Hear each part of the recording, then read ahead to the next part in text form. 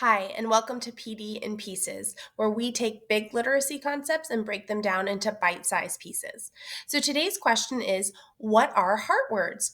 You may have heard them called irregular words, trick words, red words, or maybe even puzzle words, and we're going to discuss what these are.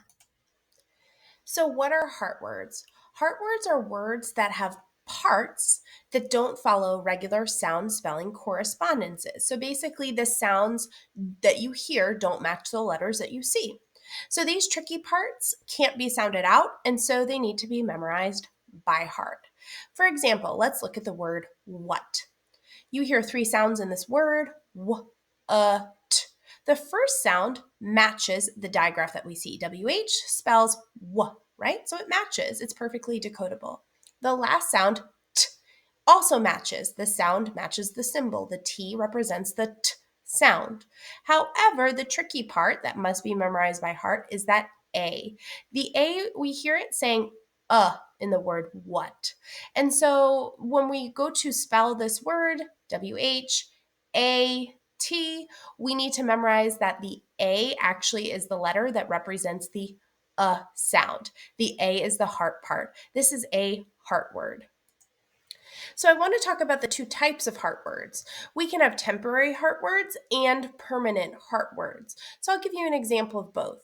A temporary heart word would be where kids just haven't had instruction on the sound symbol correspondences yet. For example, in the word down, we hear three sounds: d, ow, n. If students in kindergarten are learning this word or early first grade, they have not learned the diphthong ow, right? They haven't learned that OW spells ow.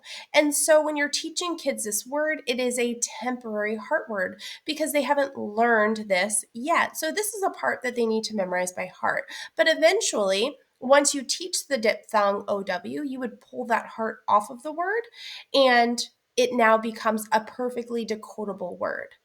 However, there are permanent heart words, and these are parts that will always have an irregular part, even after we learned all of the sounds for phoneme, grapheme correspondences.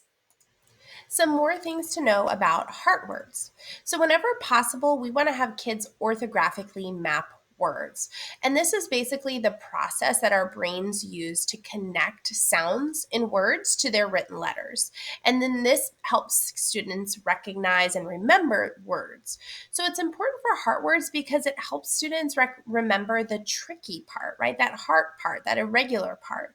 And it helps them link that tricky part to the rest of the word so that they can spell and they can read these words automatically. So using sound boxes is a great way to do this. Now, it's important to know that the majority of heart words do include those perfectly decodable parts, okay? And these are going to be the parts that help link the rest of the word, the tricky parts, in the student's brain so that they can read and spell these words. So we want to, whenever possible, have kids match the sounds to letters through the process of orthographic mapping. So let's look at that here in a couple examples. So we have the word do. Two sounds in this word, d, oo. The D is perfectly decodable. The sound matches the letter.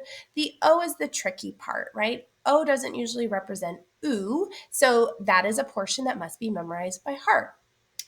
The word could, three sounds, k, d. First and last sounds match the letters. The OUL, that's a really tricky part, right? And so that's the part that needs to be memorized by heart. In the word was, we have three sounds, w, z. The first sound, perfectly decodable. The vowel sound, A, typically doesn't represent so that is a heart part. And then the S, depending on if you've taught your students that S can also say z, then it would either be a heart part temporarily if you haven't taught your students that. If you have taught them, then it's perfectly decodable and it wouldn't include a heart on top. Finally, the word you. We have two sounds, y, oo, and typically OU isn't taught until much later. And so it's going to be a heart part for those early kindergarten, first grade students who are learning this word. So that is the scoop on heart words.